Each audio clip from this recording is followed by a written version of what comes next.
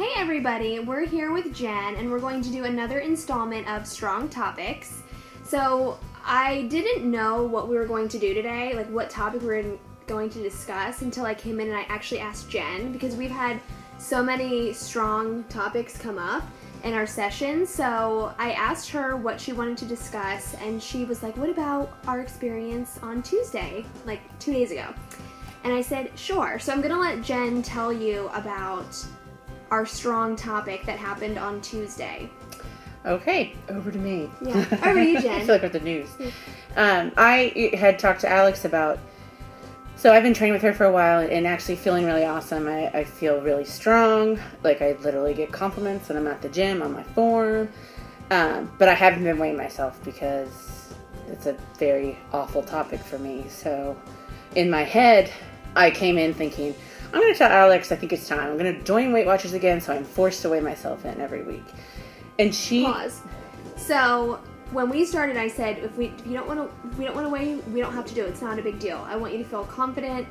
And I had asked her maybe like a month or two ago, do you want to start weighing? And she was like, no, I'm not there yet. And I was like, no big deal. So when she brought this topic up to me, I was surprised because I'm like, I didn't think that we were ready. Continue. Oh, no, that's good. So, I thought I was being very rational, and I said, oh, I'm not ready, but I need to do it. And it was very interesting to me because I swear, like, my true inner insecurity, like, astral projected onto Alex. And she just spoke my truth to me. It was very fascinating. It was instantaneous. She said, I feel like you're doing this because you don't feel like you deserve to feel good about yourself unless that number on the scale is right.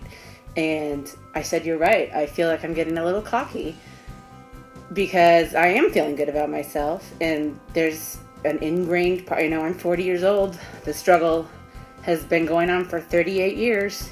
And there's a huge part of me that thinks, I don't deserve to feel good if I'm not at least getting thinner according to the scale. And it just amazed me that she called me on that. I started crying, and then we both started crying. We both were crying because I've seen her transform so much in the past couple months, where she's feeling more confident. She's mastering all these great skills. She's, if there's other people that are training when she's around, they're super impressed by her strength and her skills and the progress she's made. And I've seen her negative comments decrease and her positivity and her patting herself on the back increase, which is what I love to see. And I was like, she's just wanting to feel like crap, and I don't even know where it came from. But it was so fast and so instantaneous and so right that I hadn't even considered it, but it was like she just knew.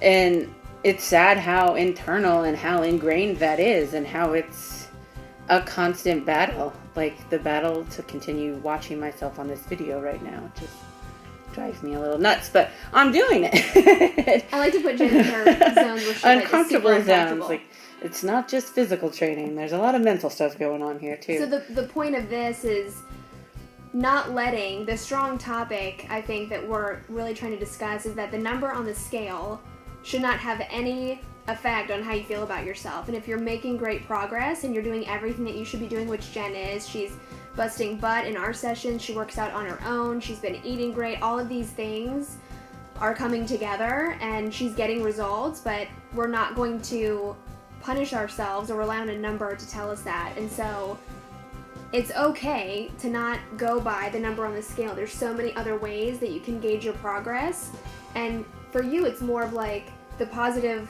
feedback she gives herself and how she's proud of herself. That is one of the biggest things that we needed improvement on, was you just being proud of you.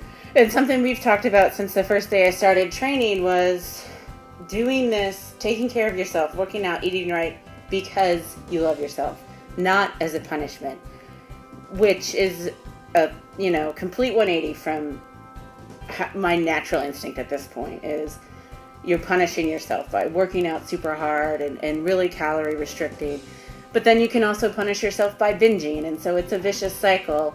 So making that transition, which is,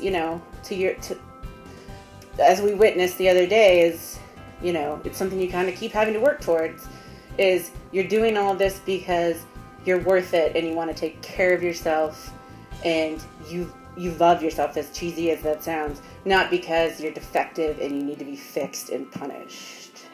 And we're all, like, brainwashed. Like, how many times have you seen ads or anything on social media that says, you know, burn off what you had, or, you know, run off the candy bar, whatever the deal is. It's New moms, get your body back. Don't even get me started on that one. Yeah, it's like all these negative things when it should be coming from a place of love, and like I should be so happy that I am able to work out and I am rewarding my body by doing this, not punishing myself. And Jen, you've been saying, hey, totally done that. I got big glutes, but guess how much I can deadlift? Like, yeah, you know?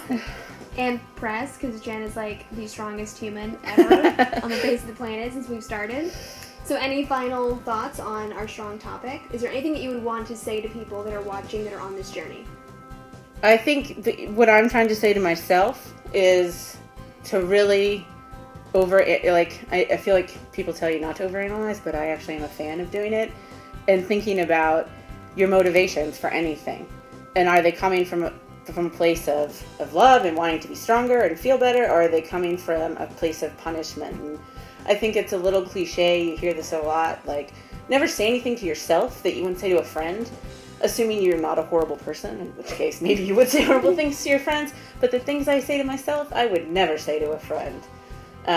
So I think it's just about nurturing that attitude of doing something because it's good for you and it will help you be stronger because you deserve it in a good way, not because you deserve it as a form of punishment.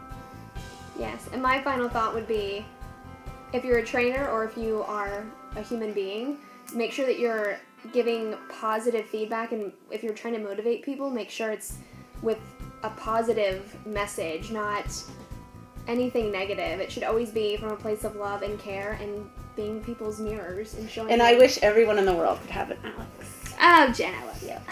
I paid her to say that. Okay, so that is episode 2 of Strong Topics with Jen.